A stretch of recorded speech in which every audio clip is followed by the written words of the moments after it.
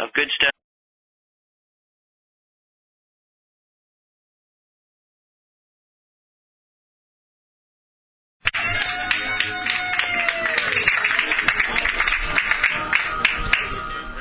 Is that a record, Jim? It's got to be. We'll have to look and see. I'm thinking it is. We have with us today Mr. Joe Montaldo.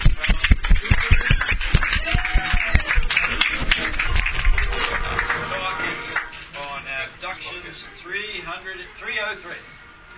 And Joe and his ICAR team has investigated more than 12,000 abduction cases in the last 27 years. His talk will include how there are generations of abductions. Are you and your loved ones in a specific age group of abducted people? Come hear what age groups are being targeted now. Welcome aboard, Joe. Thank you, Pat. Thank you.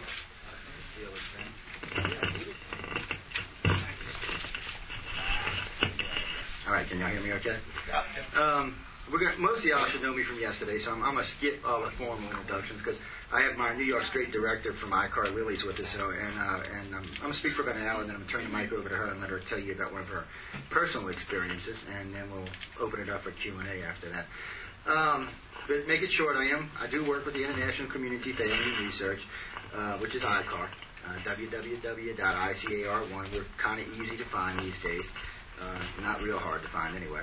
For most people who look for me, Facebook is the easiest way to find me. I have 5 different pages there now, so just kind of look around, type in UFO, paranormal, any of that stuff, I should come up. And really, we have a huge following on Facebook. It's a fantastic medium. And I have to tell you, it has generated a lot of interesting stuff for us because my Oregon State Director, November Hansen, who also hosts a show called Voice of the People for me, just finished writing a book. We had set up a great questionnaire. It was about 100 questions, wasn't it? Easy. It was easy, 100 questions. It's still posted to the website. Anybody can fill it out. They're going to also add a reptilian and a human section to that as well, so anybody who can take it. It's interesting to watch how many people submitted. By the way, the first 25 were very famous contactees. Leah Haley is one of them. Katarina Wilson's another one. Jim Sparks is another one. Miriam Isley's another one. Marion Delicato is also in the list. So these are all people most of the community should be familiar with. So they filled the questionnaires out as well. So they were kind of like the test batch for everything coming in. Now, originally I gave November, I believe, 60 cases. Since then, we've probably picked up another 100. So I'm waiting for her book to come out in May. As soon as that comes out, we'll release it, and everybody can take a look at it. And then we'll release the other comments that came out with the thing. The reason I'm bringing all this up is because this is one of the things ICAR does. We track abductions. This is what we do. This is what we're here for. We literally track abductions by the thousands, and that's how we do. We do comparison studies across the board on alien abductions. It allows us to formulate what we all like to call abduction criteria, which personally makes my job way easier. When somebody walks up to me and says, Joe, hi, I'm an abductee or I'm a contactee, I say, okay, why do you think that? Tell me why you think that. When they start talking to me, I am listening for keywords, for specific words that they're going to say. If in 20 minutes I haven't heard but 1 or 2 of them, no, I'm not even going to waste my time. It's more than likely somebody who's studied on the internet or has done some reading of some books somewhere, but really is not a contactee. Within a 20-minute conversation, a contactee will generally, or an abductee will generally keyword 50 to 100 times. Easy 50 to 100 times. So for us, it's a lot different. I mean, we don't accept anybody at their word. And to be honest with you, you're going to have to prove to us that you're a contactee. We're a very strict organization when it comes to certain research, especially abduction research. And sometimes we may miss out on some stuff because we are as strict as we are. Sometimes we may miss stuff. But fortunately for me, there is Yvonne Smith and Mary Rodwell and several others out there doing research as well. So every now and then what we do is we pool it. I'll invite them on the shows, get all their current research, and compare it to where we are at that moment. Usually, if you listen, there's a couple of shows I've done. If you really listen, you'll find out with myself and Darryl, Yvonne, and all the ones I just listed, we're usually about 80% in the same areas. When it comes to the grays, the reptilians, and the human abductions, we stay at about 80%. So this way we know that at least this core basis of information is extremely correct. It may not make everybody happy. It may make a lot of the researchers in the field mad. But because you have a group of researchers with a very large amount of contactees, it's hard to refute it. It really is. So what I'm going to do, basically what we do is, like, I'll give you an example. We get somebody that comes in an organization. We've been tracking family generations, sometimes 6 and 7 generations in a family of abductees. This makes for a very, very interesting thing. I can go all the way back to the great-grandmother, all the way forward to the great-granddaughter, and find this scenario running through the family. Now, what I'm looking for is, I know they're all being abducted, but what's the difference between the great-great-granddaughter and the great-great-grandmother? What is it? Generally, you're going to find a progressive that their abilities, especially in their psychic empathic abilities, have improved immensely over 6 generations. And it's a steady increase. It's going to be a steady increase until a race becomes fully telepathic. Or even beyond that, I'm not sure. They may even be looking for something more than that. But it is something that we can physically track down. Something else we do is we actually test telepathic abilities. We won't even consider you to be a contactee. If you're not empathic, out you go. You're off the list. And it doesn't matter if you're a gray contactee, a human contactee, or a reptilian contactee. If you don't possess empathic abilities, it's out. What you got, man? Define what empathic. Empathic is the sharing of emotions. It's basically what it is you can sense and feel other emotions, or you can send and feel other emotions. So if they're truly empathic, right now they would have a good sense of what was going on in this room emotionally. A person with empathy, not a person with telepathy. And now telepathy is something you will find in contactees. It's just contactees take time to develop telepathic abilities. It takes effort and work, and empathic, unfortunately, is just inbred into them. What's bad about this is, say someone doesn't know they're a contactee. They're standing in a mall one day, all of a sudden they burst out crying, and no one standing around them can figure out, why is this person crying? I mean, they're just bawling, and you ask them what's the matter. Well, nothing's the matter. But they're just bawling, You're like, what? Well, they're done send somebody else. It's the same thing, though. They might start laughing. They might get the giggles. Or sometimes that person might walk into this room, and everybody in this room at one time gets mad or gets happy. We see this on a regular basis. It's also kind of weird to deal with, because when you're dealing with one that really knows they're empathic, and you make them angry, a lot of times they will just transfer that over. They're like, well, you know what? Here, you take it. Well, it's part of research. You got to kind of deal with it. But it is something that we do look for, and it is something that we do expect to find in every legitimate abductee. Yeah. Well, you can turn off your abilities, but it's going to be there no matter what. It's going to be there. You're always going to sense it and feel it. It's also one of the reasons why half of our investigators or abductees are contactees. Now, I had to split that. If it was up to me, they would all be, okay?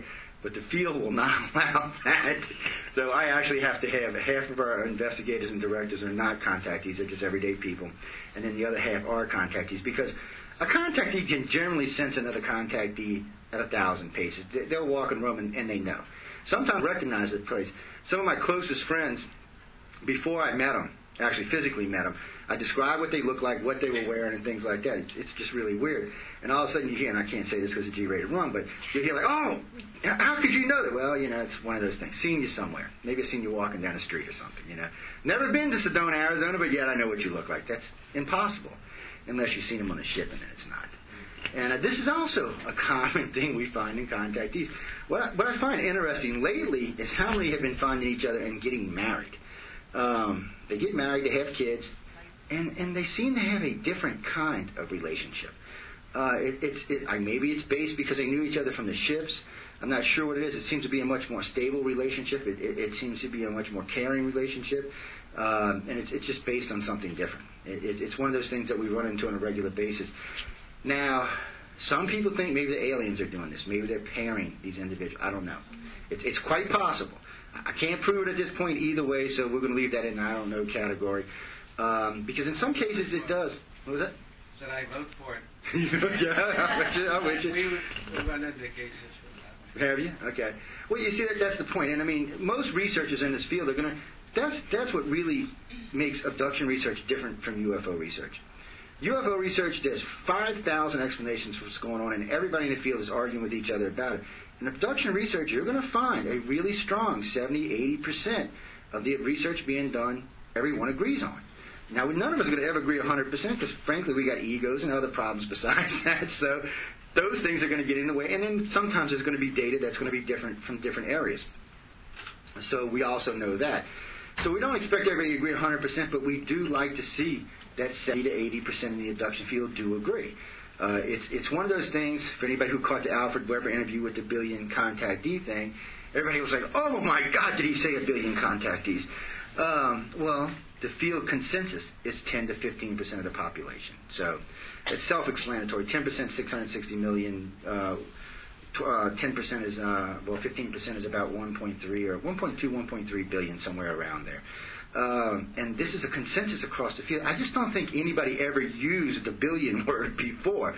Alfred did that on purpose. Boy, I was a close and dear friend of mine, but he did that on purpose because he gets 5 cents a click on the Examiner, and literally there was like 1 million clicks on that article, so he did all right. He made a few pennies off of that one. And he just got in trouble with Richard Dolan a couple of weeks before that over the Laura Yachik thing, so that was kind of funny too. But hey, I'm not gonna fault him for trying to earn a living. Just I wish he would have done it a different way. But we do stand by that. The field does stand by the 10 to 15%.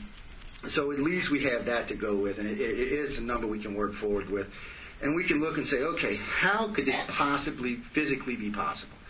Let's say that they're going to rule out half of this billion we're talking about. So it still leaves us 500 million. Across 3 different types of aliens, it's about 180 million per alien per year, per day. How are they doing this? I mean, they must literally have lines of people going and coming on a regular basis. I mean, it has to be like a revolving door.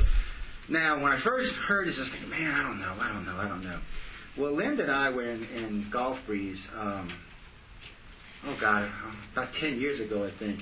And this isn't the first time this has happened, and there's been times when other people have been present. But on this particular occasion, we were out on the beach in Gulf Breeze, Florida, right next to Eglin Air Force Base, by the way, and there's a group of hotels right there. It's about 1 o'clock in the morning. Don't know why I decided to stop there, by the way. Have not a clue. I'd be lying if I gave you a reason. I don't know. I'm driving 1 o'clock in the morning. Yeah, what are we doing out here? I don't know. And Linda's like, don't you think we should go? Nah, come on, drive some more. And I'm like, well, let's stop here. Okay, so we get out the car. There's big sand, and we couldn't walk around. And both of us looked at the same time. There was China up on the beach, which is impossible. There's no way. It was not in the RV. Frankly, the water's too shallow to get there anyway. So I'm looking at Linda, and she's looking at me. I'm like, we're both losing our mind. Well, not at the moment. We didn't actually see what happened. But when we went back and actually went back through the memory, that was people streaming out of the hotel. Now, what's interesting about this is I have more than 1,000 abduction cases out of Gulf Breeze, but none of them live in Gulf Breeze. These are all people who go down there on vacation and get this, sometimes 2 and 3 times a year. They're drawn to the area. They go, one of the cases we're working on right now, the family went down there, his family of 7 went down there, hung out, 9 days, right? Credit card was used 1 time, 9 days. There was no hotel. The hotel was paid for the 9 days. None of the cameras seen the family going or coming until the first and last day. There was no food bills, nothing else. Now, we can prove by the air flight that they were there. We can prove by the hotel they were there. We can prove when they left and got back on that flight and left. The whole 7 days in between that, no one seen them, no one heard from them, no cash was spent as far as they could tell, and no credit cards were used. And this is actually a fairly well-off family. They pretty much just used credit cards. Now, this isn't the only case we have like this down there. We have actually a lot of these cases down there. This is something that, more and more we're releasing more of this into the field. But I like to let our investigators, especially our young directors and stuff, and when I mean young, I mean novice getting into the field, kind of go through a lot of this material before we make it generally public. And it usually is made public in places like this or on one of the radio shows or something like that. And it's something later this year I'll be talking on Coast about. But we have a lot of these cases. And we've learned in the United States especially, and it's not just the United States by any means, there seems to be specific areas in the United States where contactees are drawn in mass. So at first I'm thinking E.T.'s flying all over the world picking up people. No, that's not what E.T.'s doing. E.T. is going in specific areas and bringing in people. Most people don't realize New York City is the highest amount of abductions in the United States. Not in some rural area out in the woods, not some little town we've never heard of, but New York City. Now, it's not the largest abductions in the world, by the way. Mexico City has the honor. When it comes to worldwide abductions, I think the United States is ranked, well, not the United States, but New York's ranked like 4th. There's a couple of cities ahead of them, but those are also much larger cities in New York, which you'd never think. Yeah? When I think of New York, I think, well, it's the biggest city in the world. Well, no, it's not, actually. I think it's the 5th or something, and that's about where they are in the abduction thing worldwide. Mexico City gets the ungodly amounts of abductions. It's unfortunate we don't have a better team of investigators down there, because I really think we are losing a lot of information out of that particular area. But still, they're there. So we see all of this on a regular basis. Now, I got kind of off on a tangent there. I want to backstep here a little while. Most people are familiar with how abductions start, but I don't think people are familiar when abductions start. You know, you'll hear people talk, well, it starts at childhood. Well, true, it does start at childhood, but not really. It actually starts while you're still in your mother's womb. They physically remove you from the womb at least twice on board the ship. Then they put you back, send you back, and go on. Now, to the question, how do we know that? Because we literally have more than 3,000 contactees that have said the exact same thing. And since this is actually the first time I'm talking about this publicly, there's no way they could have known it. These are the kind of things. This is one of the reasons ICAR is so strict on releasing data, because the more data as an organization we put into the mainstream, the harder it is for me to say who's telling me the truth, who's not. You know, it's gotten to the point, a couple of years ago, about 8 years ago, or 6 years ago on Wake Up USA, I released about 15 or 20% of ICAR's abduction criteria, including stuff like blue plasma and things along those lines.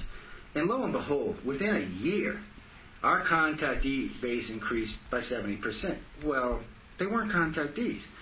They were calling us, writing us, and they were quoting stuff they heard me or one of the other investigators or one of the other directors or one of the other show hosts talk about. They were simply rehashing stuff. So I'm listening to them, but I'm listening, you know, I hear them saying what I've said on the air many times, and I'm thinking, well, wait, where's the rest? Where's the rest? What else makes you a contactee? You can't quote me and tell me you're a contactee. I need more than that. I need to hear the rest of the data. So you don't actually get that. But we do know that a lot of the mothers get really freaked out. And we've had a lot of them while they were pregnant come see us or write to us or catch us online and talk to us about it. They get really agitated, really angry. Even though they don't seem to be harming the babies, they do get really, really irritated, which I can't blame them. When I know they're taking my son, I get hacked up. I'm not going to lie about it. You can ask Linda. I've actually gotten violent about it a couple of times. Not really did any good, to be honest with you, but still, you know, made me feel better anyhow. I'm not going to lie.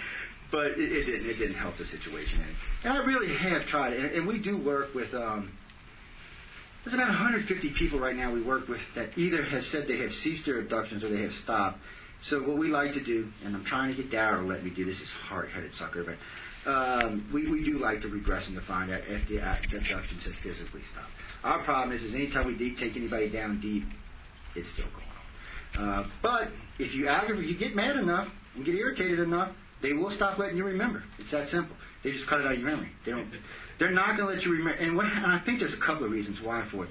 A lot of the people become dysfunctional if they don't take it out. They start having psychological problems, mental problems. They can't deal with society. They become angry, disenchanted, disheartened. And it's either take the scenario away or let the person end up in a loony bin. So in most cases, they just take the scenario away.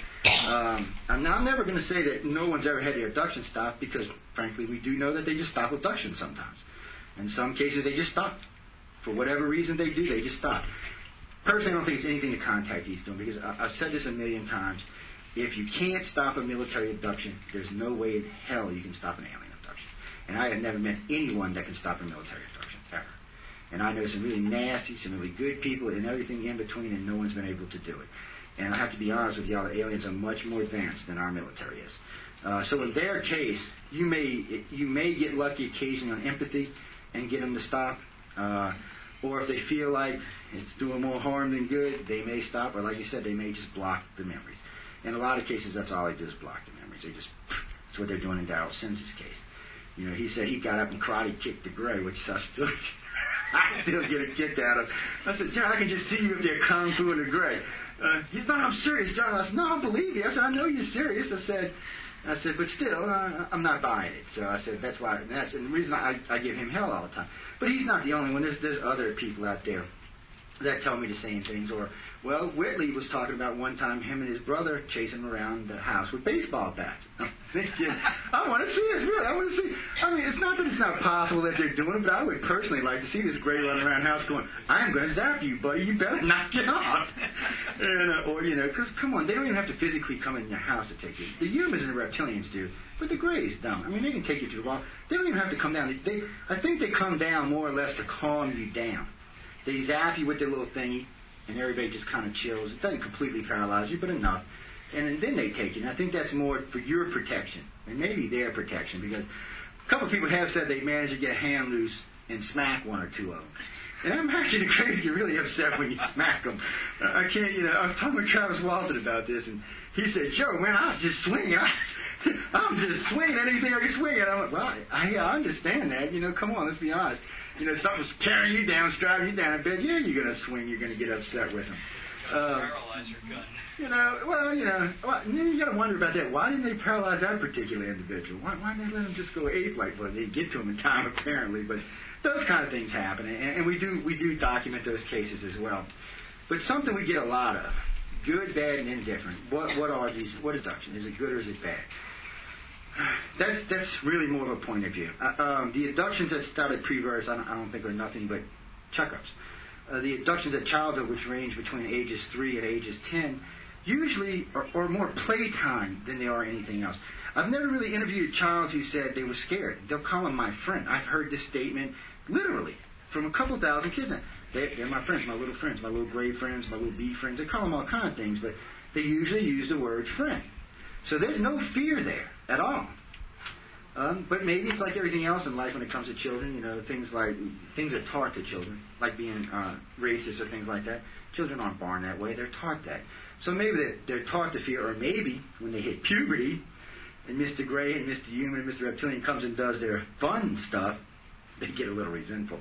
But in the young years, especially with the Grays, they seem to take them, bring them on board ships, introduce them to other children. And what I'm thinking here, and most of the researchers agree, is these are probably people that are going to be lifelong abductions with these children. They're actually meeting that young. And they will stay as a group or a core group probably their entire lives until they die. It's one of the things we talk about, the core groups, the badge groups. We found a long time ago that not only do they abduct you, but there's lots. There might be like lot A1, lot A2, lot 3, 4B, stuff like that. We found that amongst different groups of contactees because they seem to be concentrating on different things with different groups. And there's a lot of things going on here. I mean, literally, there's literally hundreds of stuff going on. I said about this yesterday. People always say, "Oh, the agenda." What agenda? Let's talk of several hundred agendas. There's 4 or 5 primary agendas, like the hybrid programs and some of the breeding programs. Those seem to be agendas that don't sway, don't move, that are standard with all the aliens for whatever reason they're doing them. They seem to be a standard that's going on. But then there seems to be stuff like, why would you take someone's eyeballs out and set them on their chest? Why would you do that? What does that serve? Why would you sever an arm and put it back and let them watch it while you're doing it? These can only be for emotional stress because they're numb. They don't feel it when it happens. So it's not about pain. It has to be to see how the person's going to react. One case, the lady was praying to God, and the ET looked down at her telepathically and said, well, here, see if your God can stop that. Remove their eyes and put them facing towards her. Now, what is that for? I mean, that doesn't really serve any purpose other than to scare the individual. I don't see the purpose there, unless they're trying to convince him of something else. But we get cases like this all the time. Those cases just flip me out. When people start talking about that, it just flips me out. But then on the same end, we get cases on the extreme other side where they'll come take an individual. These individuals are usually old. They're usually in their 30s, 40s, 50s, 60s, stuff like that. Move it into the keeper modes. There's more rewards than there are punishments, I should say. Especially for the more advanced contactees, they'll help them enlighten their psychic abilities. They'll help them understand what they're here for, what they're doing, why they're involved with this. The keepers especially tend to have a load of information. Even they're not 100% accurate by any means, but they have a load of information. And they are the ones that or the Greys will pick up, or the Reptilians will pick up, and they're the ones that kind of help when they bring on the new abductees or when they're dealing with the hybrid children, stuff like that. I don't like using star children, indigo children like that because it gets really weird up in there. To me, a star child is simply a child born from a contactee. It's a simple thing for me. But for the rest of the field, it's not. It's a really heated debate. So I kind of stay out of it because, they want to start talking about indigos, which are supposed to be hybrids born from the aliens to human parents. I would buy that except for the fact that some doctor somewhere would say, oh, wait a minute, I've never seen that kind of DNA before. Let's take this child. Well, we don't see that happening. So more than likely, they're not hybrids. There may be They may be advanced forms of humans, but they're not hybrids. They're not containing extraterrestrial DNA. So that's why I had to differ from a lot of the community, because without that DNA to prove they're hybrids, they're not hybrids. If there's no foreign DNA, you can't call it a hybrid. It's a real simple thing. Now, there is an argument to the fact that if we're actually genetically from them, then we won't see any new DNA. Meaning that if the Greys and the reptilians are what created us, we already contain both DNAs. So there wouldn't be a new DNA unless the Greys were involved, and of course then there would be a new DNA. It's kind of like when you hear a contactee or a supposed contactee tell you about a planet. Well, none of the three races that we talk to speak. They don't speak English. They don't speak verbally. It's telepathic, and it's usually done with images. Now, how do you get a name from an image? They show you their home world, but you don't know what the actual name is. It would be like if I put this up and said, telepathically showed you that. What am I showing you? Really? What am I showing you? Am I showing you the bottle? Am I showing you it's half full, half empty? Am I showing you the lid, the name? What? I mean, that's an assumption. As soon as that telepathic message goes out, you're assuming what this means, because there's no real way of making you understand what that is except through trial and error. You know, when I image this to you, now I mean in a bottle of water, you may come up with something else. Now, after 4 or 5 times of doing it, the abductee may learn. And again, they may not. There's no way of really knowing. So I get real skeptical when I hear names of planets and things like that. Because judging from the way all the contactees talk, there just doesn't seem to be that ability there. Even with the Greys, where the contactees seem to have their own language, you never see them writing the name of the homeworld in there. They write all kind of information down in these journals. I mean, I love when someone hands me a journal and says, here, and I'm like, well, I can't read. This is a code. I need the key. And then I don't want to sit there and go through it and read keys. So I actually ask them to rewrite it for me, which most of them don't want to do because it makes them really nervous. This is really personal information to them. And a lot of times there'll be drawings in there of engines or drawings of different types of craft, which you can't understand because, like I said, it's all written in code. You have to have the key to look at it. This is very prominent amongst great contactees. This is something we find all the time. Not so much with the reptilians and the humans. They don't seem to do it. They seem to stay away from it. But the Greys seem to do it. I guess it must be something that the Greys want the abductees to do or the contactees to do. Because not all of them do it, but most of them do it. And I don't know why. I don't know if they're doing it for their own peace of mind, which is quite possible. You know, when you get this kind of information, you might just want to jot it down just so you don't think you're totally crazy. Or you might want to go back and remember one day something that happened to you 10 years earlier. But I got to be honest with you. Most contactees that do have conscious memory, I could ask them today, I could ask them 30 years from now. I'm going to give the exact same explanation. It's like it's etched in their head. Now, going back to something I was talking about yesterday with Jim Sparks and them, one of the problems with any abductee that says they know everything or have a lot of information. Okay, Jim and Kat and them are pretty advanced contactees. They probably, in reality, remember 10 or 15%, maybe 20% of their abductions. Of course, they think they remember more until I did the thing with the numbers and said, well, wait, if you're getting 2 hours a day times 30,000 hours a month, we're at 10,000 hours now. Well, there's just not that kind of information anywhere in the field. I consider myself an advanced contactee, but I can maybe if I say I haven't pushed every ounce of information that may be in my head, and even some of the regression stuff, I might have 200 hours. Maybe. And that's a big maybe. I'm not lying. It's a big. When I've talked with other contactees like Miriam and a few of the others, when I really push them to give me an hour, if I had to sit you down and have you tell me everything that's in your head, how many hours is it going to take? Most of them take 10 to 15 hours, maybe 20 hours. Well, these are lifetime abductees, some of them 40, 50, 60 years old. There's way more hours there than that. So when it comes right down to it, I doubt that any of the major contactees really do remember more than 15 or 20%. The regular contactees are probably in the 5% range, and the abductees, of course, or abductees, they don't remember anything, which I get in trouble for all the time because I do distinguish between abductees and contactees. Abductees are simply someone that doesn't know they're being contacted. They know there's something going on, they know there's something not right in their life, but they really don't know what it is. They suspect, they're starting to have dreams, they're starting to awaken, but still, they don't know what it is. Contactees, on the other hand, no, fully functionally aware. They're being abducted by aliens. They're being taken. What I always get a crack up about is from 11, start of puberty, to about 28, I tell all contactees the same thing. Do you want to remember? Because people ask me all the time, help me remember, help me remember. I said, why? I said, that is the years where you don't want to remember. The things that go on from 12 to 30 is stuff you don't want to remember. And I will help anybody remember who wants to, but I'm upfront and honest with them. 90% of the time, the information in there is not stuff consciously you want to remember. Now, when they get in their 30s, 40s, and 50s, it changes. Contact, when I first got in this field, I heard somebody talk about contactees one day, and I'm like, well, wait, that's it?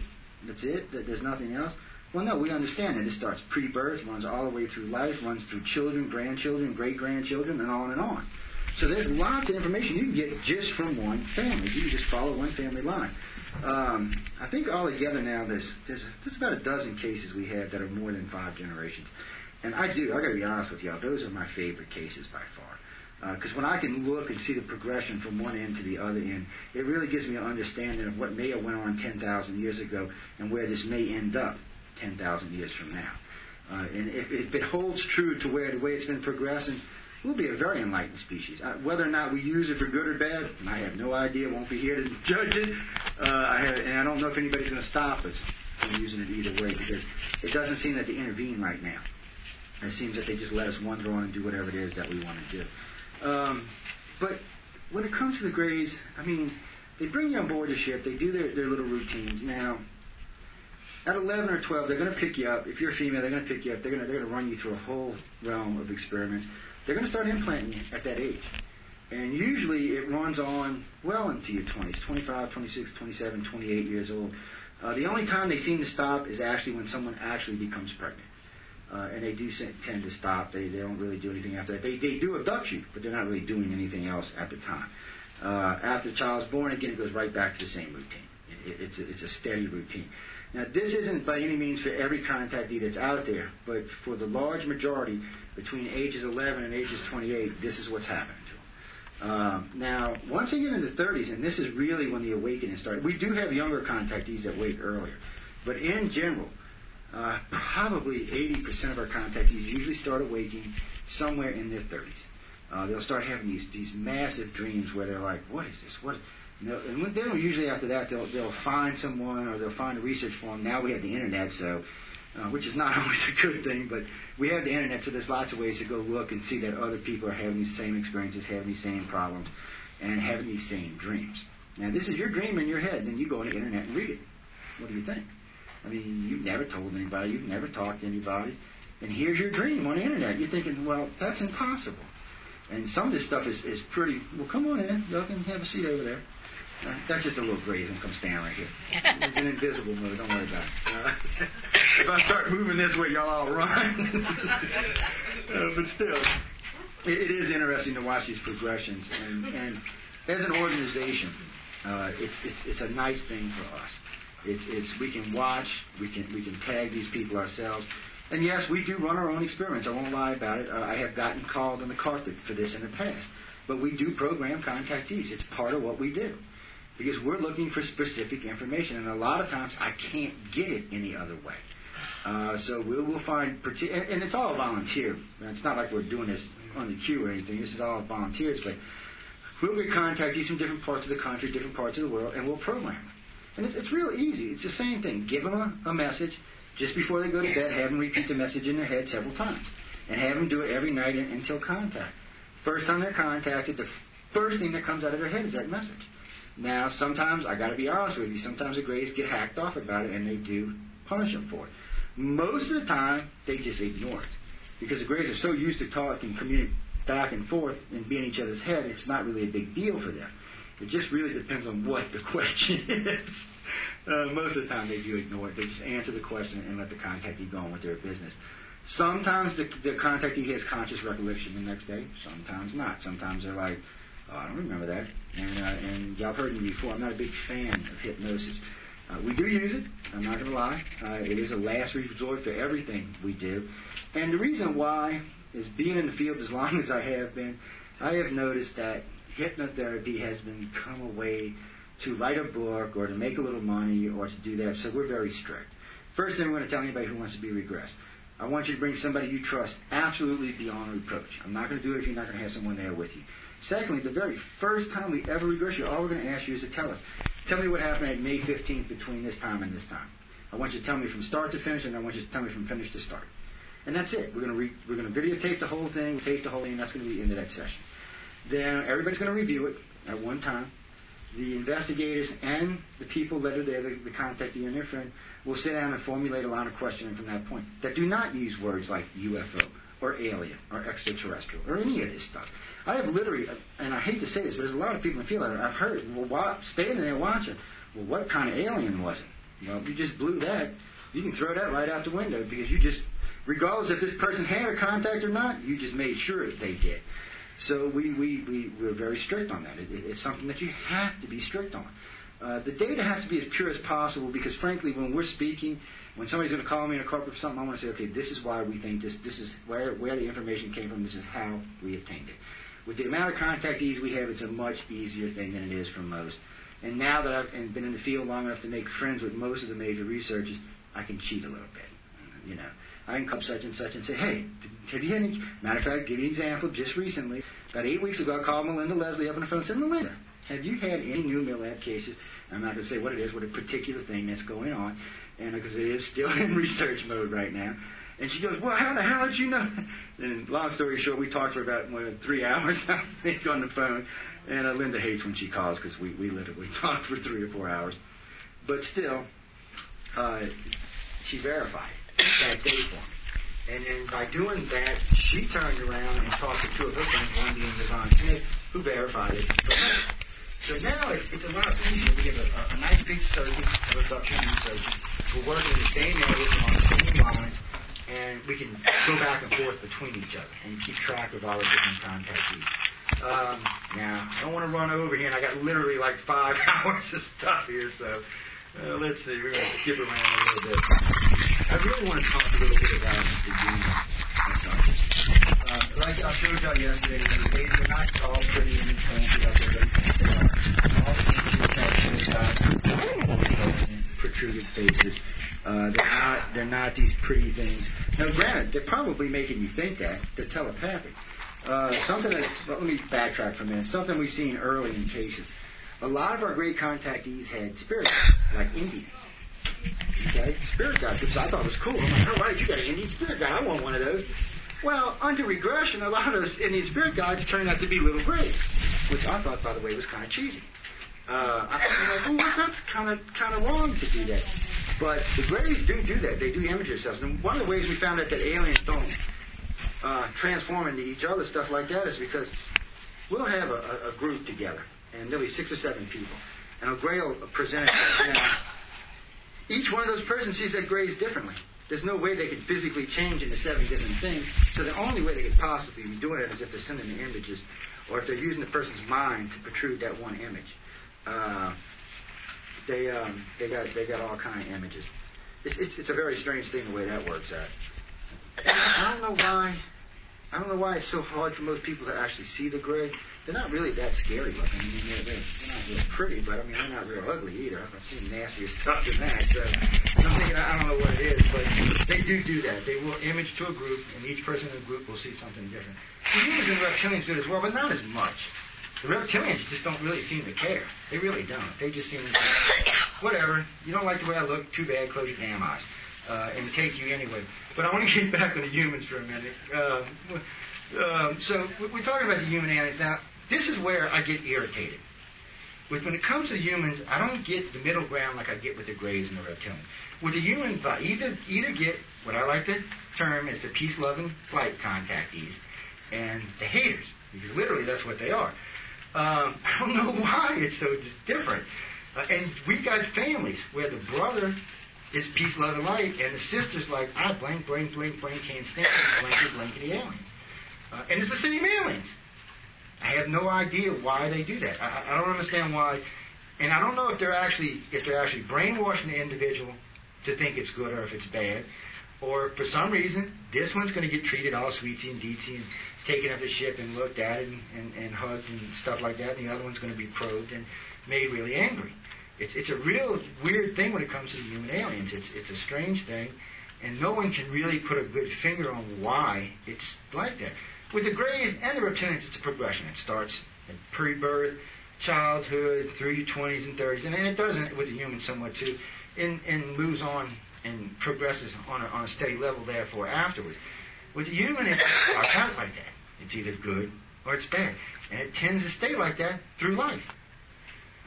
I have no idea why. I do know it makes some... We have more people that have been abducted by the humans locked up in psycho wards than any of the other races. And it's a real distinct difference there for some reason, and no one, like I said, can really put a finger on why. We've tried a little program them to see if we could get any kind of coherent explanation, but usually it comes back so jumbled that you're just kind of going, something's not right there. It's just not. And some of the bad stuff, I mean, they're rough. I mean, they're rough. They really psychologically really can warp a contactee. But then, like I said, they can take the brother or the sister, and as much damage as they just did to the other one, they can make that other one feel that much peace, love, and light. So what is this? To put the brother and sister at odds, or the two brothers at odds, or the kids at odds, or the parents at odds, to see who's going to win? You know, yeah, it could be built-in civil rivalry. It's hard to say exactly what it is they're doing here, but it's enough cases now that we can say without anything conclusively. We've got enough cases to say yes, this is definitely going on. There's no ifs, ands, or buts about it. It's like with the reptilians. The first time someone wrote to me and said, "Well, the reptilian raped me," I was like, "Don't call me anymore." Really, that's what I said, which was wrong on my part, by the way. And I do, believe it or not. I will tell you when I've made a mistake or when I'm wrong. And 30 years of research, I have gone back and said, you know what? I messed up. I was wrong. This was not right, and this is why it's not right. I've got a firm rule when it comes to ufology. We need to police ourselves. We need to correct ourselves. That's why I brought up the Hill case yesterday. Because we really do. When something's not correct, we really need to be the ones that correct it. But going back, we got the reptilians now. In these cases, and I said this yesterday, with the reptilians you have to be forceful. Anytime they come in and they take you for any reason at all, they're going to do whatever they think they can get away with. It's plain and simple. It's not that they're being mean or anything else. It's just they want to get as much done as they can at one time. And, of course, if you're willing to let them do it, they're going to do it. They're going to do whatever they think it is that they need to do at that time until you say to stop. Now, when certain experiments, you're not going to get them to stop no matter what, because, frankly, they've got to get the data for it. But like what we were talking about yesterday, when ladies that say, or the men that say they come in and actually take them, rape them, stuff like that, you can stop that. You just have to stop that. You just, like I said, you have to be forceful, and it has to be more in a mental than it is in a physical. But you have to project it, and you really have to project it. It has to be put out there. But with the reptilians, they have different kind of technologies. The Greys technology seems to be seamless, flawless. Most of it's based on telepathic design. One of the first things we learned is the way the Greys slipped into the ship, the way the ships themselves had been seen. That's why, like I said yesterday, I had problems with Roswell. They found I-beams at Roswell. Grey ships don't have I-beams. So you had to wonder whose ship was actually crashed out there. You know, these are things that, once we learn these things, somebody has to go back and say, okay, well, wait, we got new information. Why is this like this? Why isn't this like this? Why can't we change this? Why does the field have to say so hardcore when something new is presented that may change something old? We have to be a little bit more forgiving there and a little bit more willing to say, okay, well, maybe we were wrong. Let's move on to something else. And those are the things that happen. But the reptilians are funny because they will take you as a child. But usually when they take you, there'll be some children present, but there'll also be some reptilian children present. They like the children to play together. Now, the other two races don't do that. I'm not even sure why they do it, but they do it. And for some reason, they say they get along pretty well. There's not any real meanness there or anything like that. They get along pretty well. And it is one of those things now, are these children, they letting them play with hybrids? I don't know. It's possible that the children they're interacting with are hybrids. But until one of the reptilians comes and say, Joe, that's a hybrid, we're guessing. We really are, but it's one of the things we do. With the Greys, they let them play with other children. With the humans, they do the same thing. They let them play with other children. They don't let them get involved with the other hybrid children or with the other children that you see on ships that may belong to the other races. That usually falls into the keeper's hands. They're usually the ones that are going to handle the children, handle the hybrid children, handle the different types of children. Because hybrid's not always a good word. Sometimes you will see a gray child. Now, you can obviously tell it's not a gray, but you can obviously tell it's not human either. So it's not really a hybrid. It looks more like, I shouldn't use the word mutation, but it really does look more like a mutation. They have these children, they have the hybrid children, and then they have, I guess, their own children. But the keepers and the parents get to deal with this on a regular basis. I cannot literally tell you how many contactees have told me about seeing their children on board ship. And it doesn't matter what race it is. I mean, literally, at this point, I mean, it bothers me because of the sheer numbers. If this had started in the 50s and we were talking about 100 or 500 or 1,000 people, I'd say, okay, it's something much different. But when you start thinking that they've been here 10,000 plus years, I mean, we're talking probably an enormous amount of children. Even if they were only abducting 1 in 100,000 people at 10,000 years ago, that puts almost a full half the population today with alien DNA. And that's if they were only at 1 in 100,000. And today's ratio seems to be higher than that. So, I mean, that's a lot of people. So where are all these children? What are they doing with them? Where are they? They're not putting them here. What are these children being used for? See, these are the things that bother me. And these are the things I have problems with because, you got to wonder, the Greys aren't really, they're not really bad. They're not really good. But they are running these hybrid programs. And literally, you have 3 or 4 different types of programs being run with these children, and they're taking them somewhere. In the old days, they used to think they ate them. Well, we don't think that's what they do with them anymore. But still, I don't know what they're doing with them. I don't know where they are. All I know is you can't access them. You can't find them. And at certain points on board ship, parents are allowed to see them. Sometimes they see them when they're about yay big. Sometimes they see them when they're full grown. Sometimes they see them in between. Sometimes the parent, dependent on the parent, is allowed to interact with the child from birth on up until older ages. I did notice one thing. They do seem to grow rapidly. They don't seem to grow at the same rate we grow at. Because you'll have a mother that will see one. First time they see it, it's about this big. And they figured she took it just a couple of months. And then they'll see maybe 2 or 3 years later, and it's full grown. And so they're growing at a very accelerated rate. Maybe it's... Go ahead. Is that possible that they're seeing them at different rates of their age because of time travel? It is possible. You can't rule it out. Versus, our time versus their time? It is possible. Maybe they're growing at a normal rate, but we're just...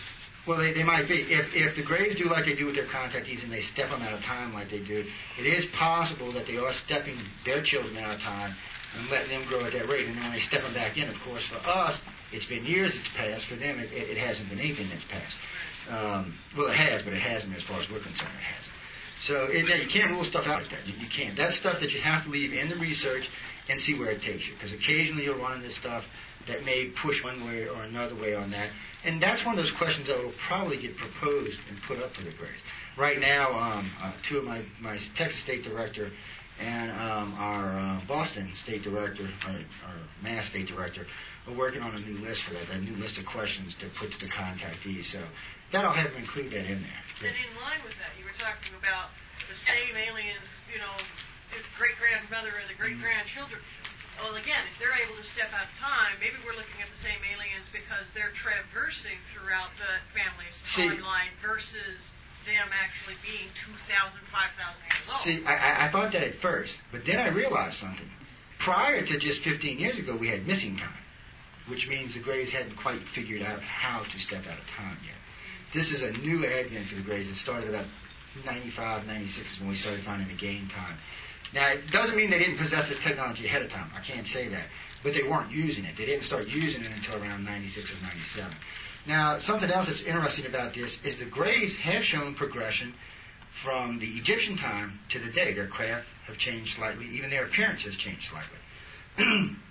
So you can see an evolution even in them in our own history over the last 10,000 years, which I find that extremely interesting, that we can actually watch them evolve in our societies, which, of course, they're not a member of our society. So it's a very interesting thing to watch in itself. Where it's going to all end up, of course, we're all guessing. I can't think that all 3 agendas are good for the planet. I got to think at least one of them is, but I can't think they all are, because there definitely seems to be some differences between these 3 races in the way they interact with each other and the way they behave with each other.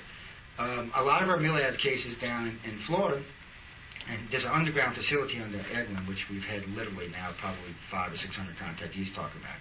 And they all describe it the same way, so you can take it to the bank that that's what it is. They've all had the same things happening to them down there, and literally, these are things that you can use to track. You can keep tracking forward, keep moving forward, keep moving forward, keep seeing where it's going to take you, where it's going to end up. And the other thing about that is oh wait, lost where I was going there. Sorry about that. Bring talking about the military labs. Yeah, they because of the military abductions while they're there, sometimes the Greys will be present. Not always, but sometimes the Greys will be present. We think the Greys are present when they're working with specific contactees. because they're worried about the government getting access to something they don't want him accessing. So, of course, they say, okay, well, we're going to be here while this is going on, where the red-headed doctor comes in. This is a very interesting gentleman. He has now been seen in more than 50 countries. Pretty much always described the same way, about 6'5", 6'7", big guy, maybe 280, 300 pounds, always in green scrubs. Some people say his hair is kind of orange, some say it's red, some say it's curly, some say it's flat. Basically, the same description of the same guy. For the last about 40 years, he hasn't aged at all, apparently. Matter of fact, a couple people say he's even a good-looking guy. But yet, he's there. He is definitely a hybrid of some kind. Now, if he's a human alien hybrid, gray hybrid, whoever hybrid, I don't know. I don't know who he actually belongs to, but I know he's there at a lot of these mill-lab things, which suggests that he's not actually working for the government, he's working for one of the aliens. But the reason I'm bringing this all up is if he's there, or if the reptilians or the humans there, and the Greys show up, they instantly give way. I've had contact, you say the Grey comes walking down the hallway, everybody just moves over. They just move over, they get out of their way. Apparently, the Greys can be quite aggressive and quite hostile with both the human and the reptilian race. Now, when I got in this field 30 years ago, I thought the Greys worked for somebody like the humans or the reptilians. Well, they do work for somebody. They work for the light beings. They keep a sharp eye on both the reptilians and the humans, and they do limit what they can do. Or else, I think a long time ago, these two species would have got into it majorly over this planet. They definitely do not like each other. All you got to do is read the history to figure that out. Everywhere you see the human aliens in our history, which is pretty much every major society, you see the reptilians intervening with it. What I've always thought funny about that is in the Egyptians, the Sumerians, and the Mesoamerican, and the Native Americans, they all like the reptilians. Okay. And so I find that extremely interesting. Because that was another thing when I got into the field. I was always being taught that the humans were here to save us and be our friends. But the evidence doesn't bear true to that. The evidence bears true that the reptilians are the ones that gave us self-awareness. Even the Christian Bible says that. The serpent gave her the apple. And now that's an argument in itself. Was that a good thing or a bad thing? Should the reptilians not have intervened and left us as a dumb race? Would we have been better off? I don't know. Yes, in Chinese astrology, there's a being known as Fohi, and it says that he was a divine avatar, and it says an avatar is an incarnation of a previous being. It says that it was said of Fohi that he had the head of a man and a body of a serpent, and that he taught his people, the Chinese, and they always worship the snake and the serpent, he taught his people astrology and the meaning of marriage and all these other things. So that was evidently a reptilian. And they're not the only ones that do that. The Dogon have pretty much the same story. Yeah. The Sumerians and the Egyptians pretty have the same story. And we were just talking about this earlier today about the Mesoamericans, the Mayans, Aztecs, and the Incans. In all the pictures you see, the reptilian is holding the bringer of life. The human is holding usually the bringer of death. Who is the human that you keep referring to? Well, we call them humans because that's the way contactees describe them. They say they look kind of like us, but on average about yay tall. And in the old days, they said they were real. Well, let me retract. In the new days, saying around 1950 this way, people started describing them as peace-loving light beings that were really beautiful, really tall, and really gorgeous. Like the Palladians, you mean? That's what they call them, but see, that's what. Well, they've got a couple of different names, but in reality, when you go back and look at the text, that is not what they look like. I was showing them yesterday on the thing. There's pictures of the Egyptians. Yeah, they're not all that beautiful. They're not all that pretty, and they really don't look. I mean, they look like us to an extent, and you can see maybe if they had created us where some of our DNA came from. But we obviously don't look just like them, and we obviously do have a reptilian section in our brain. We can't escape that. So we can see, I mean, you have all this ancient text that's 7,000 years old. And all of it says the same thing.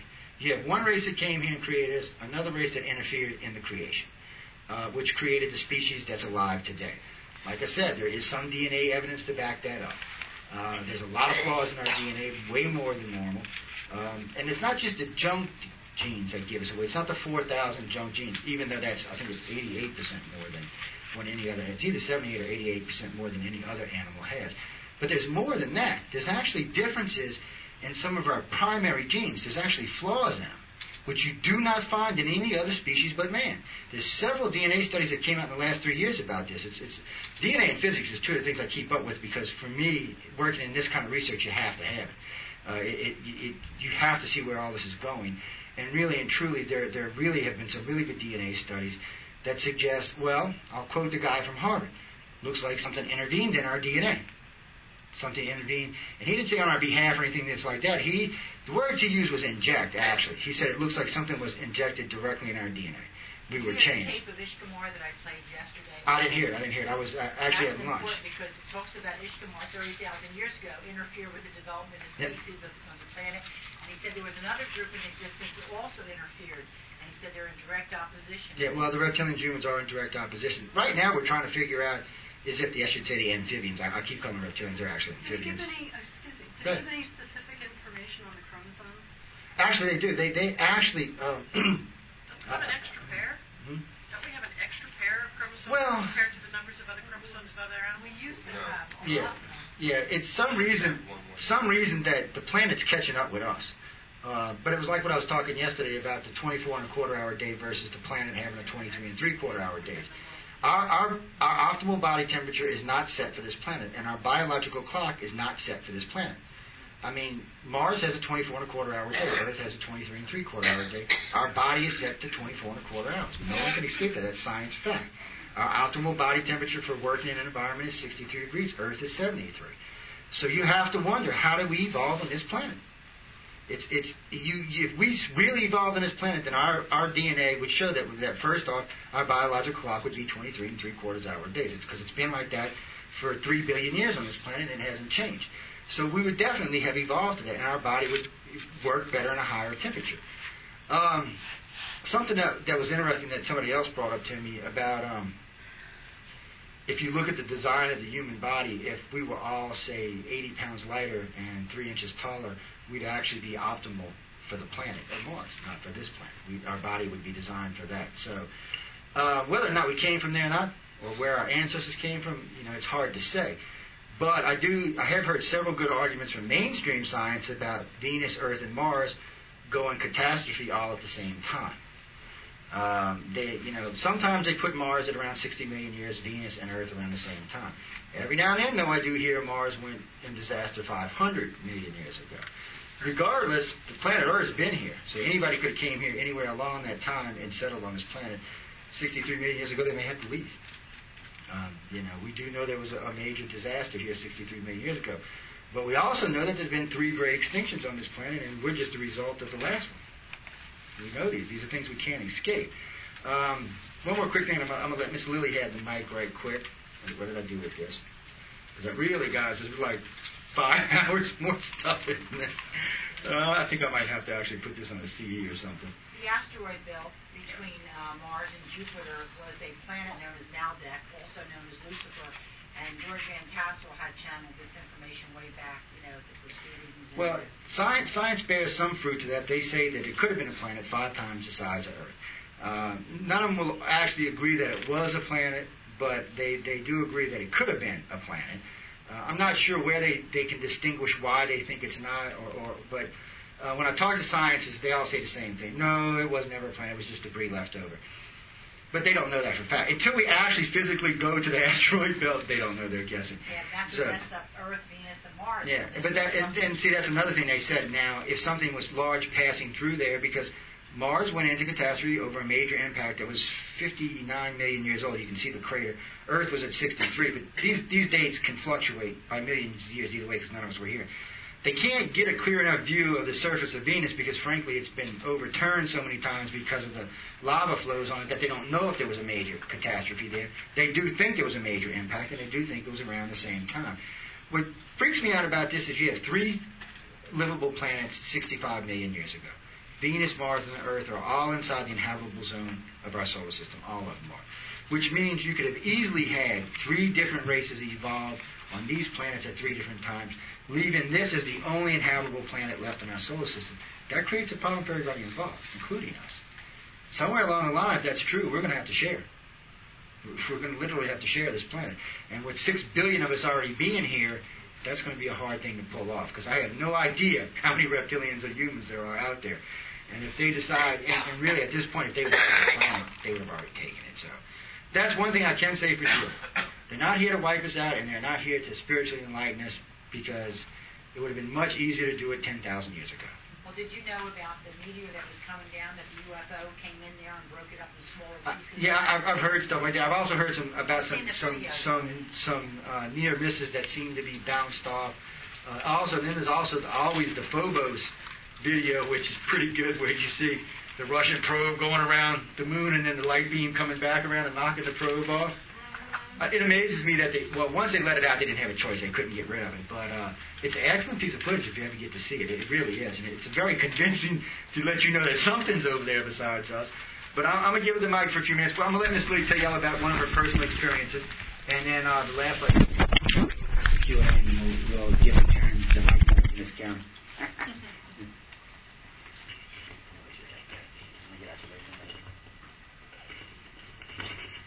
Hi, for you who don't know me, my name is Lillian Waters. Some of you might even know me by the name New York Lily, which I use on a lot of websites and forums. As you heard Joe tell, New York City is the fourth largest city with fourth in the row of most abductions.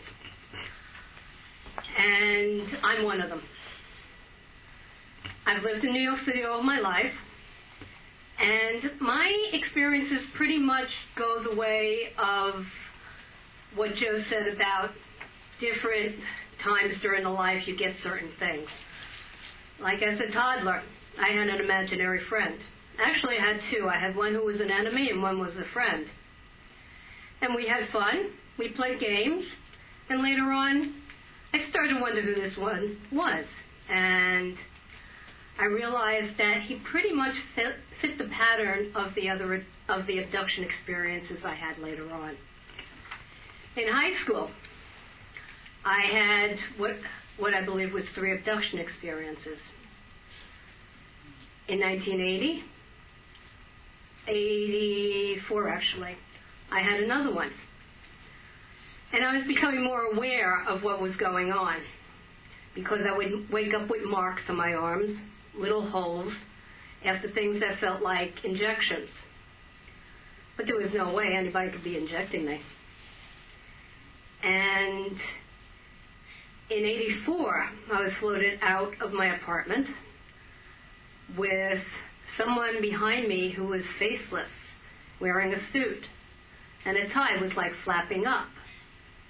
And his hair was standing up on end, when nothing else was amiss in the neighborhood. It was raining out. And we were floated into what looked like one of those round-top automobiles from the 50s. And then that vehicle floated us down to the high school athletic field that was just across the street from me. Floated down the street and down to where a fence was low. And then floated over the fence and down to the high school. And as we were floating down there, I noticed that everything was very bright white. And I thought to myself, isn't that nice? Snow in August. And there was this little white being. Well, there was a being down there that looked like he was wearing one of those white hazmat suits. And once the vehicle got down to where it was almost to the ground, I don't remember anything after that. Well, the next morning, I woke up, went to the window.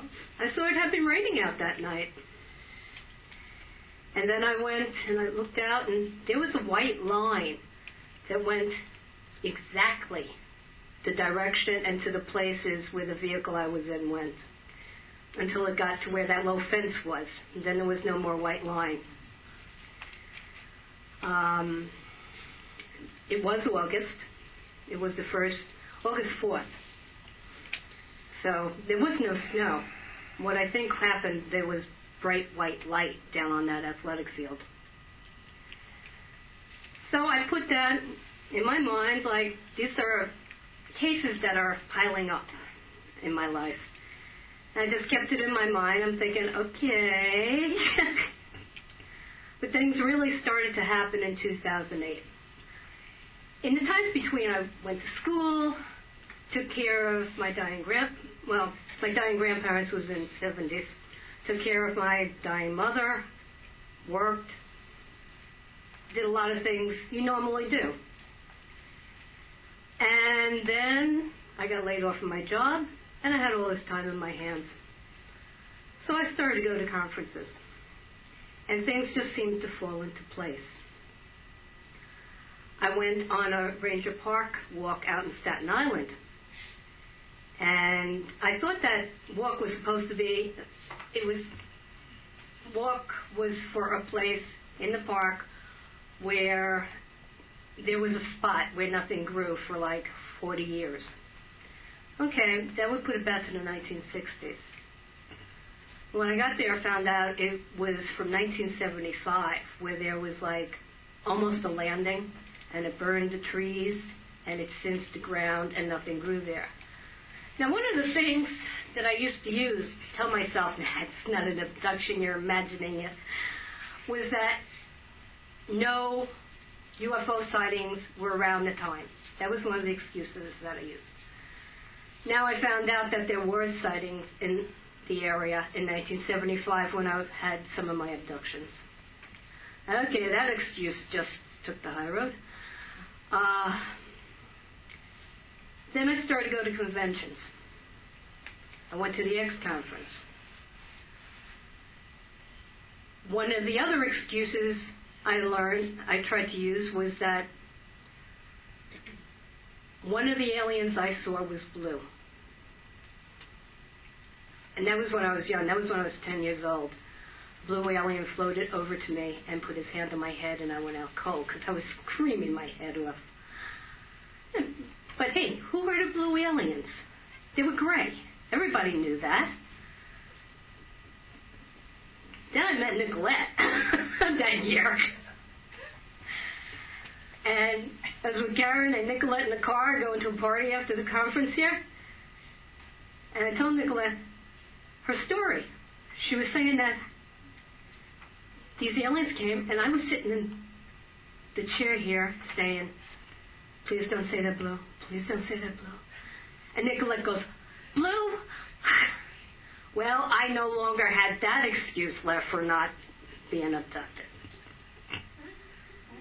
Sorry. It's okay. You're bringing me into the light, Nicolette.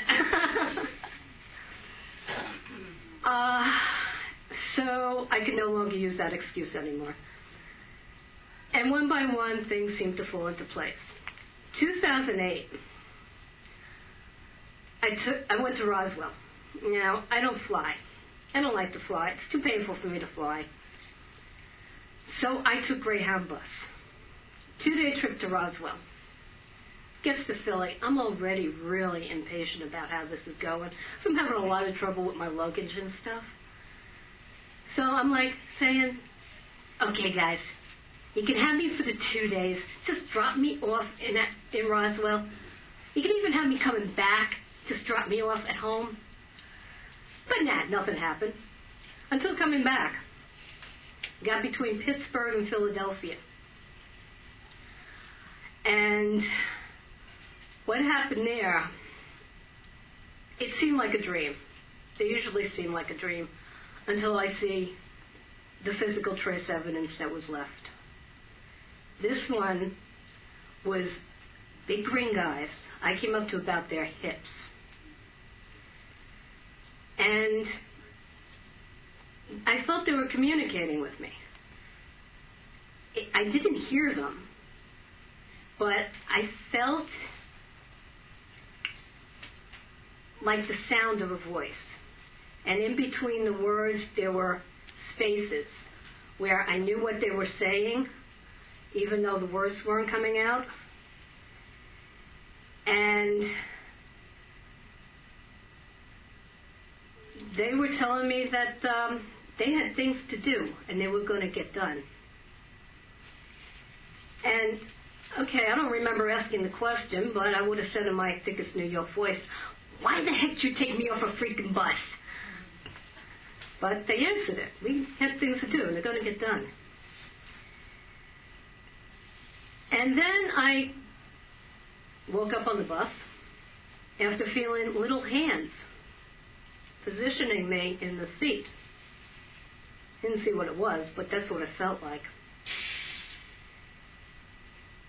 groggy, and we got to Philly, and I forced myself to, like, get up and walk around the Philly, determined to get a Philly cheesesteak, which I didn't get because I didn't have a good place in the area. And then I noticed when I got back on the bus, I had a hole in my arm, right above the vein here. 2 weeks prior to that, I had found a hole in the arm. Same vein, different spot.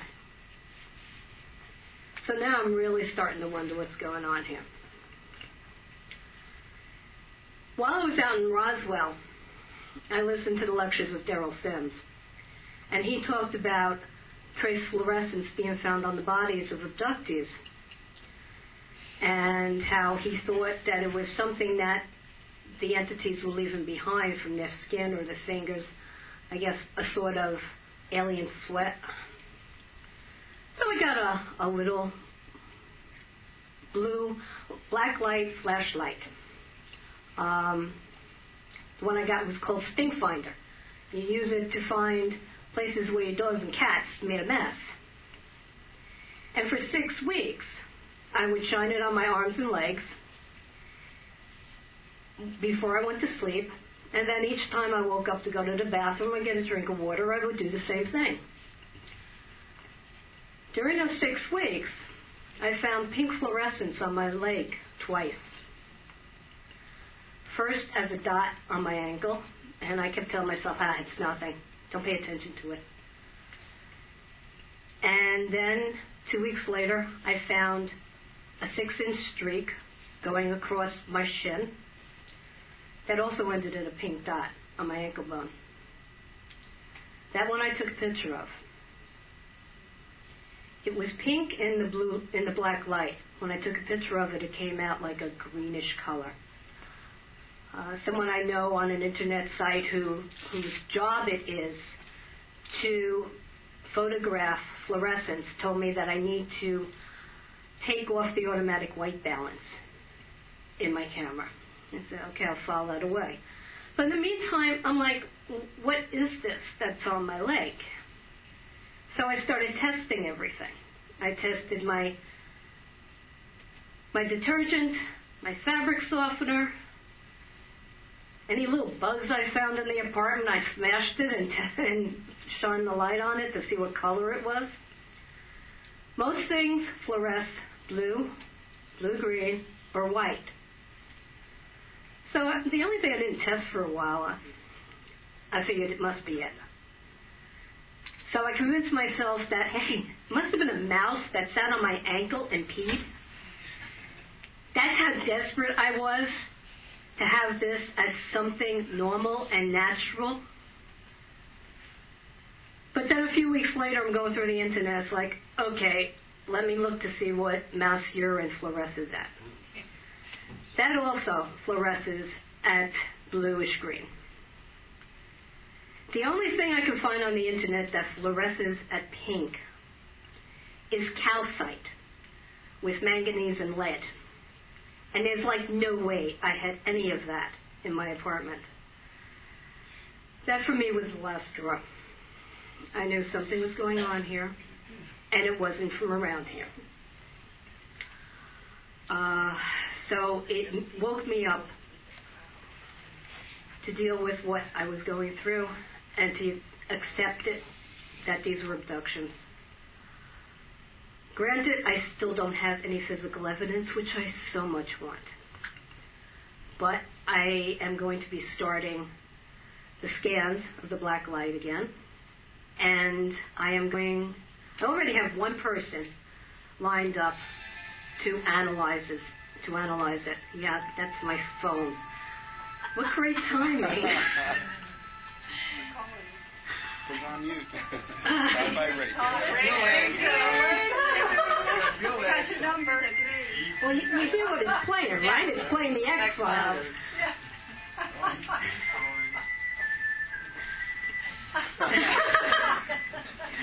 So, I'm going to be starting up the scans again. And I do have one person who's an organic chemist, and he said he will analyze it for me. And just Well, I don't believe in coincidences, but if you do, just out of coincidence, I cut my leg open last May. Now, I'm on steroids for asthma, so my skin tears very easily. And I bumped into something, cut my leg, just sliced the skin off my leg for about 6 inches. And I had to go to wound care. And this physical therapist, he has a PhD in physical therapy from NYU. He does the wound care. So he kept bandaging up my leg for 6 weeks. And I find out that he's into ancient astronauts and Eric Von Däniken and stuff. Like, yeah, somebody I can talk to. And he told me, I showed him the picture of the fluorescent streak. And he showed me how to do skin scrapings. So now I know what to do with my camera to take off the white balance. I know how to do skin scrapings now. And I have one chemist who tells me he will analyze it for me. I'd like to get some more chemists because I would like to send it to different people independently so I can see if the results are the same. But at least I have one now. So now I'll be starting to do that again. And hopefully I will get that pink streak because I so much want it. I don't want my abductions to stop. If my abductions stop, I'm not going to know what's going on. And I want to know what's going on. Plus, over my lifetime, I've developed a relationship with these guys. I believe that some of them are grays and some of them are reptilians. And whether or not I like it, these are my neighbors. How many here like all their neighbors? These are my neighbors. I've developed You love your neighbors? Do they have neighbors down there?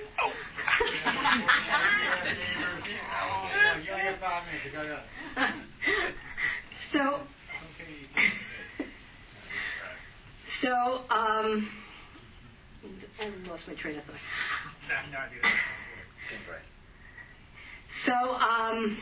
You like your effect? Yes, thank you. I want these to continue. I've developed a relationship with these guys, and I want to see the relationship go further. I want to know about them more. I'm sure they know a lot about me, but if they want to know more, okay, that too. But I want this to continue so I can find out more. Thank you.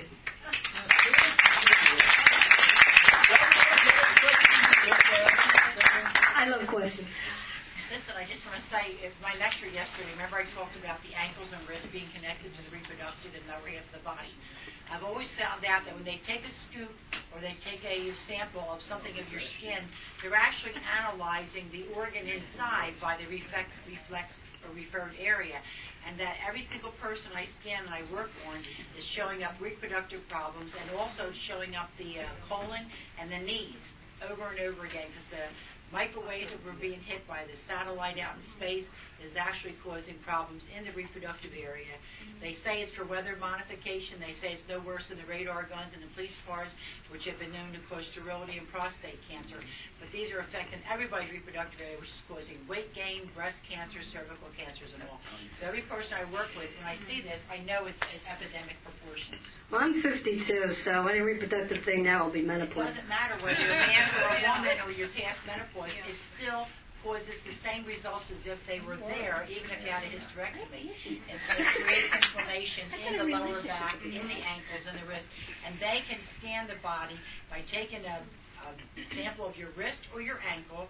And if they want to check the knees, they check the kidneys. They do the knees or they do the elbow. So according to what part of the body is that you have the marks, that's what organs they're connecting to, and they're checking out. Rather than putting a needle all the way inside your organ, they can check the referred area. Oh, wow.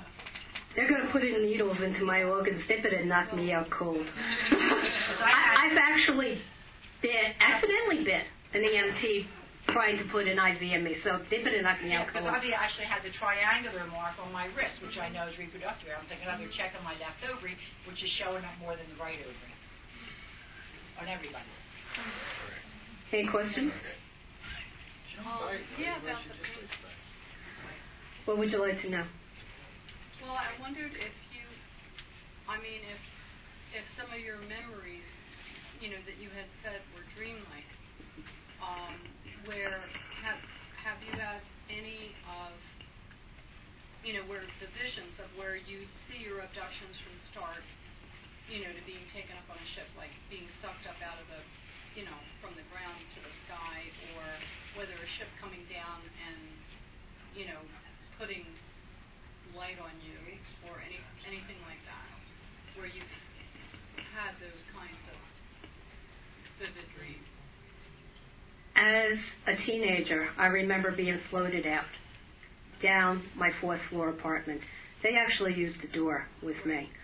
I assume that it's because we had tree branches less than 3 feet away from the window. So I'm assuming that they can't go through anything alive. I also saw my mother being floated out. And I was screaming at the guy, "Where are you taking her?" The pink fluorescence, I had no dream at all. If I didn't find that pink fluorescence, I would have had no idea that anything had happened. Yeah. Did you have night terrors as a child? Were you afraid of being kidnapped?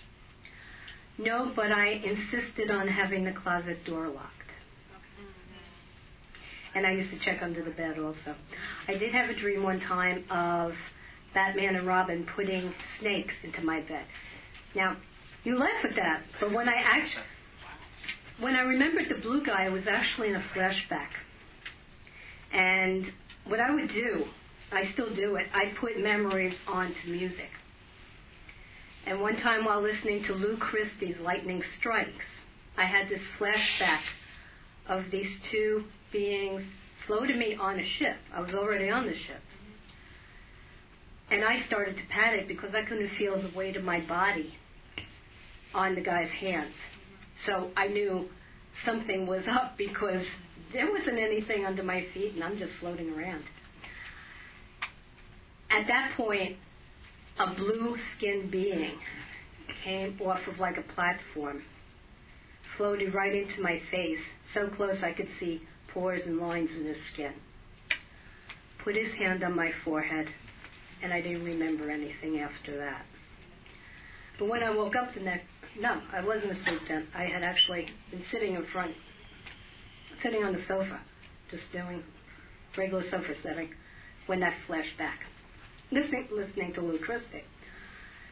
And after I remembered that, I said to myself, no wonder I hated Batman growing up. So remember in the comics, they used to make the mask glow blue? Yeah. These were blue-skinned beings with black suits. Yes? Well, hasn't anybody tried to handcuff themselves to their bed rail? Oh, yeah. There have been. I haven't. No, actually, not only that, we've actually had.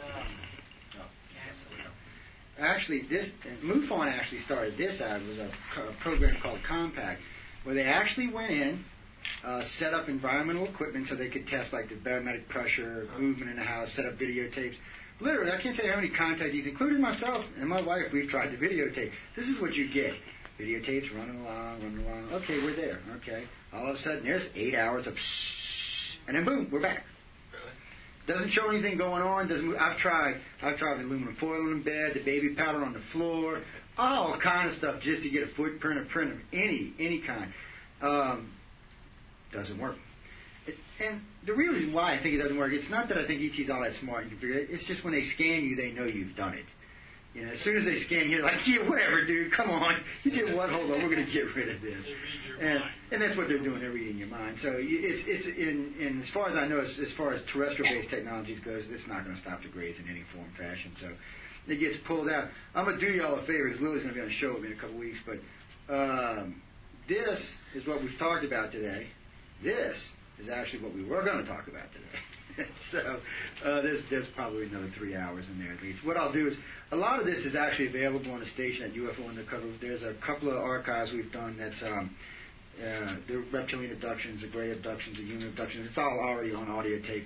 But some of this stuff isn't in there. So probably later this month I'll go ahead and put a lot of this to audio and make it available on the net. I'm just downloading it for free. It's at .org, paranormalradio.org. Okay, did you say it was only the Greys who had the technology to pass you through a wall? Yeah, as far as we can tell, the humans and the reptilians can't do it. Usually when they take you, it's through an open doorway, an open window, something along those lines. They don't seem to possess that technology that allows you to just move through matter, or whatever they're doing. They're probably just vibrating in matter that lets you pass through it, but that's what it seems like they do. When Lily was saying about she don't want abduction to stop, I can't tell you how many contactees have told me this. And when they first started telling me this, especially the ones that I knew were having really, really nasty contacts, and I said, would you like to stop? Would you like us to get rid of the memories? No. I'm like, why? And a lot of times it's just because they want to know. They want to keep it going. And some of the young ones realize that by listening to other contactees talk that this will change further down the line. One of the things we're going to be doing at Contact 2010 this year is ICAR will probably show up with about a dozen, maybe 24 contactees at the conference. We do that so people can talk to them, and they can talk to each other. It also frees up my time a lot because, frankly, people like Lila and a lot of the other directors for the organization, the other contactees, can answer a lot of these questions. So it doesn't... Contact 2010 is Stephen Bissett, Washington, D.C. this year, October 26th and 23rd. Something new he's doing. Of course, we got the X conference, in 2 weeks, right? 2 weeks, yeah. So the X conference is in 2 weeks, and then he's got Contact 2010, which will be involved with quite a lot. As a matter of fact, he wrote me a letter just yesterday asking me what I wanted to be involved with. I was like, nothing. I just want to show up. I'm like, no, I just want to show up.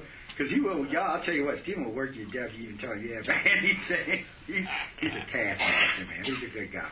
But there will be a lot of contactees there and present. Now, not just from us, because from what I've been told about this conference and what it's going to be, Yvonne Smith will be bringing contactees with her. Mary Rodwell will be bringing contactees with her. Darrell Sims will be bringing contactees with them. This will be the first time this has ever happened anywhere. You will have at least... Yes, you'll be there. Well, actually, I imagine several people here will be there. You're going to be there, so we'll have more contactees there. But really, this is something that's never been done before. This is all the top researchers in the field bringing the people they're working with to the conference, so everybody can talk to them. You better set up some cameras, because you're going to have some 8 hours of blank. You got that many contactees in one place. You know, you're going to have it's interesting you brought that up, because in Laughlin, was it 2007, ICAR showed up with about 40 members at the conference, because every now and then when we go, a lot of times, depending on where the conferences are at, there'll be more of us there than other places. Bunch of them showed up. Yeah, we're there, 7 days, long conference. First 4 days, I ain't heard nothing. Nobody had any kind of experience. Running around at night, running crazy, drinking down at the casino. Nobody. All of a sudden, 2 days in a row, half the place just went empty. Couldn't find anybody. I'm like, guys, where y'all? I don't know. What do you mean you don't know? Where were you in your hotel? I don't know. I'm like, did you go attend any lectures? Well, no. Well, were you in your room? Well, I think I was in my room. What do you mean you think you were? Were you drinking or something? Well, no. And that was weird. Now, no one really had any real recollection of what went on at the conference. There's one lady who had some recall, but other than that, nobody else really did. But really, for like 2 days there, you couldn't find anybody. And I mean, there was a bunch of, and that's what's going to happen at this one. You're going to have the same thing. Mass abduction at Laughlin. Yeah. And the only reason why we knew is because we had a conversation with somebody that said that they saw my friend Greg. What I was talking about, Laughlin, what year? His underwear that had fire on it. He had underwear on it with fire on it, but this woman knew. Wow. Well, it'd just be great if we had underwear on. Come on. Could have seen something worse than that. Let's be honest about it. You know, he was quite upset to find out he had gotten abducted. Wow. That's how you can tell he was Don't freeze. Actually, I spoke down there a couple of weeks ago, or a month ago. Oh, for the at the. You said that there's hotels. The hotels are really on Pensacola Beach. Actually, I was talking about Navarre Beach, Gulf Breeze in Navarre Beach. So yeah, where what we do is we got hooked on Gulf Breeze because of Ed Walters in the early '90s. But right there, when you cross into Pensacola, you're gonna drive into Pensacola, then you're gonna cross into Gulf Breeze, which is just a little bedroom community, by the way. It's a little island, and you cross into Gulf Breeze. Well, when you leave Gulf Breeze, you go into Santa Rosa Island. At the end of Santa Rosa Island is a place called Navarre Beach. It's up against Eglin Air Force Base, which is the largest non-nuclear testing facility in the United States, 884 square miles of testing facility. All up and down the coast, woods all over. We found chemical plants, I mean, all kind of stuff. But right there is a group of condominiums and hotels at the end of the beach. Now, what George is talking about is actually the other end on Santa Rosa Island. There's another group of hotels on that end. Pensacola's got a few hotels, but they're in more inland in the city. I think Gulf Breeze has one, if I remember right. It's right as you cross the bridge on the right-hand side. They've got one. Well, you must have been speaking at the Santa Rosa Center down there with the. There's a group that puts on a conference every month down there. I can't think of the name. Well, you might be interested because we're getting. What was that? Yeah. We're getting together. Myself, Lloyd Pye, Jeffrey Pickett, Alfred Lambert, and probably Darrell and Angela Joyner. We're going to probably do a conference in Pensacola, just a little one, nice little conference. But I'll tell anybody who wants to come speak, they'll be more than welcome. They can come down and speak because it'll be open down there. It's just there hasn't been any big conferences down there in a long time. I don't know why, but there just hasn't been. They had 100 people. Yeah, they get a nice crowd there. They get a nice crowd. They always have. It's a well-established group, too. It's been down there for a long time. Well, there are a lot of abductees, contactees. Well, Gulf Breeze, to me, if you're going to do abduction research, it's one of the best places to be. You've got a large percentage of abductees living there, but like I said earlier, you have a very large percentage that is pulled to that area. And it doesn't matter if they're from California, New York, Illinois, even other parts of Florida and the Gulf Coast. Anytime we go down there, there's always going to be groups that come. It's one of their favorite places to do mass abductions because it's easy. They get all these people come down, they get all their contactees in several hotels, and they just come by and take 10,000 at a time. Well, they come from the underwater bases. Actually, more than likely, what they do is they probably do come from underwater bases because most of the sightings. Well, here's a sighting for you down there. This made Untold Mysteries, I believe. There were 400 of. There's a fishing pier that runs between Pensacola and Gulf Breeze. The mayor, the fire chief, the whole bunch of them were out there with unsolved mysteries. Something from the right side of the bridge, which is the bay, the harbor. Somebody seen something glowing green coming out from the back bay. They seen it on the water. It was moving at a fair clip. It came underneath the fishing pier, went underneath the twin bridges, went underneath the trestle, and right as it passed the trestle, it rose up out of the water. Now, this is 400 people witnessing this. Wow. It sat there over the water. Unsolved Mysteries was there as well. Sat there over the water for probably about 15, 20 minutes with this. They said it was like molten gold, just dripping off the bottom of it. Just sat there. It wasn't doing anything else, and then, poof, it was gone. Now, when I say poof, it was gone, it didn't streak off in any direction. It was poof, it was gone. We've got two types of UFOs, it seems like. One that opens and closes doorways. That's why contactees and sighting people say it was there, then it was gone. Well, that's literally true. It opened the door, took off, and was gone. And then we have some cases where it just streaks off. It just streaks off. The Greys don't use that kind of technology. They just open and close the doorway and go in their merry business. I'm not sure which one of the ones is actually streaking. It's probably human aliens. It might be both the human and reptilians, but still, we do have both types of cases. And Gulf Breeze is a hotspot. Gulf Breeze is not the only one, though. Just looking at the coincidence of that big military base being right there. It's a big one. It's not the only one either. Yeah. Well, you got a Herbert Field down there, which is a special ops base. Then about another couple of miles down there, and just before St. Joe, after Panama City, after St. Joe, there is a biological chemical testing facility for the U.S. Air Force in one of the largest forests in the United States. Matter of fact, Lynn and I were driving through this forest, by accident, by the way. 5 hours, didn't see a person, not one. Wow. The whole time I'm thinking, did we just get picked up? Because really, I mean, 5 hours. So wait, so it's funny. So Linda said something. I was getting a little worried. She said, well, why don't we just turn around? So we turned around and drove 5 hours out and didn't see anyone. This is a major highway, by the way, that runs through this forest. If we got picked up, I don't know. There's no memories. Which road was it? It's between where and where? Well, it's between it's between St. Joe and Tallahassee. Actually, between St. George and Tallahassee. Oh. It's quite a good ways down the Panhandle. It's beautiful down there. It's actually gorgeous country down there. The sky's beautiful, forest beautiful, the beach is a beautiful place to be. Aliens seem to love pretty places. Well, no, because Portland, Oregon, or I shouldn't say Portland, Oregon, but Seattle, Washington, and Puget Sound is another very hot spot for abductions in the United States. Mm-hmm. It is an extremely hot area. And it's another area that's pulled in. Denver's an area where they're pulled to, too. New York is hot, but New York's not a pulled area. New York's got enough people, they're just taking them. You might get some people wandering in from Philly or from New Jersey or something, but really they're just pulling the New Yorkers. But the places like Oregon and places like that, they're actually being called to these places. Vancouver, by the way, is another one in Canada. People just call there. Now, these are really nice areas. They're pretty. They're easy or not. I think they do it because it's even with all this stuff going on with you, in some shape, form, or fashion, you're a little bit relaxed. I mean, come on, you're in Pensacola, Florida. It's beautiful, crystal blue water. I mean, crystal green, emerald green water, sugar white sand beaches. You can't help but feel relaxed when you're down there, even though you know you've been abducted. It's still so. And same thing in Washington and places like that. I mean, these are really pretty places, but the real kicker is all of these places have advanced military facilities and deep water access and large national parks. These are three things we found early on, thanks to people like George and others that track UFOs. It allowed us to go through and look where the majority of sightings were happening. Deep water areas, national parks, near large special military facilities. And we seem to have that along with contactees all in those areas. So it's an interesting group together.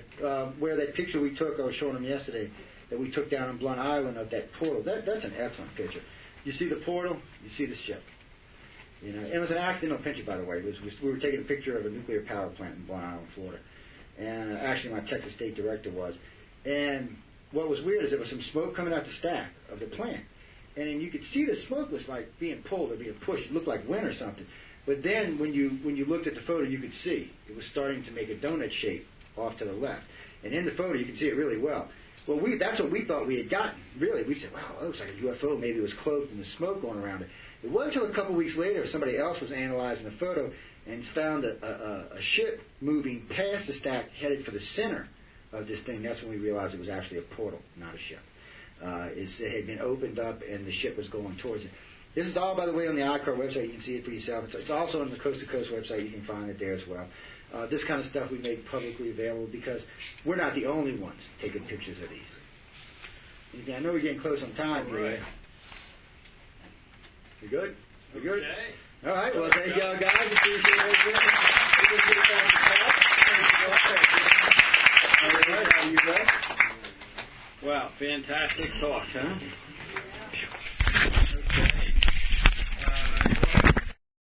I have two classifications for EVPs.